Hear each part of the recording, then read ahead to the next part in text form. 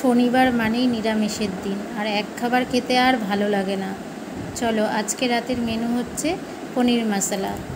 তাই আমি যেগুলো নিয়েছি সেগুলোর মধ্যে রয়েছে হলো আদা কুচি, লঙ্কা কুচি, পনির, এগুলো সব নিয়েছি। তো আমি শুকনো খোলায় গোটা গরম মশলাটাকে ভেজে নিয়েছি, তারপরে কাজুটাকেও লাল লাল করে ভেজে নিয়েছি, কারণ এটা দিয়ে একটা পেস্ট হবে। আর ওই তেলেই আমি পনির ছেড়ে দিয়েছি। পনিরটা একটু ভাজা হয়ে গেলে এবার শুকনো খোলায় যেটা ভেজেছি সেটাকে পেস্ট করব, কিন্তু এর মধ্যে কোনো জল দেব না, জল ছাড়াই পেস্ট করব। তারপরে ওই তেলেই একটু গোটা জিরে দিয়ে দিচ্ছি, আর সাথে দেব একটু মৌরি, কারণ ফ্লেভারটা যাতে ভালো আসে, একটা ভালো গন্ধ ছাড়বে যেহেতু মৌরি দিয়েছি আর জিরে দিয়েছি। বেশি যাতে পুড়ে না যায় সেইভাবে একটু নাড়াচাড়া করবে, হালকা দেখবে একটা স্মেল আসবে মৌরির, তখন এই আদা কুচি আর লঙ্কা কুচিটা দিয়ে দেবে।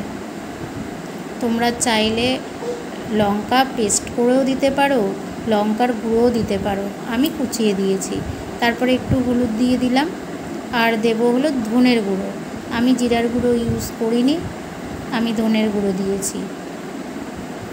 একটু ধনের গুঁড়ো দিয়ে দিলে তারপরে আমি দিয়েছি হলো একটু কাশ্মীরি লঙ্কার গুঁড়ো। তোমরা শুকনো লঙ্কার গুঁড়ো ইউজ করতে পারো, আমি করিনি কারণ আমি খাই না। আর একটু টমেটো পেস্ট, কারণ টমেটো পেস্ট দিলে কালারটাও ভালো হবে আর ফ্লেভারটাও ভালো আসবে। স্বাদ মতো নুন দিয়ে দেবে, দিয়ে এবার নাড়াচাড়া করতে হবে। করার পর ওই কাজু পেস্টটা আর গরম মশলার পেস্ট করাটা দিয়ে দেবো, দিয়ে দিলে একটু মিষ্টি দিয়ে দিতে হবে, দিলে টক দইটাকে পেস্ট করে তার মধ্যে দিয়ে দিলে একটা ভালো মানে স্পাইসি ব্যাপারটা হবে।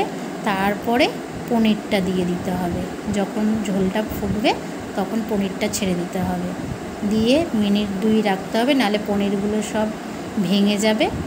স্টিম করে দিলে পরে আস্তে আস্তে মিনিট 2 হবে।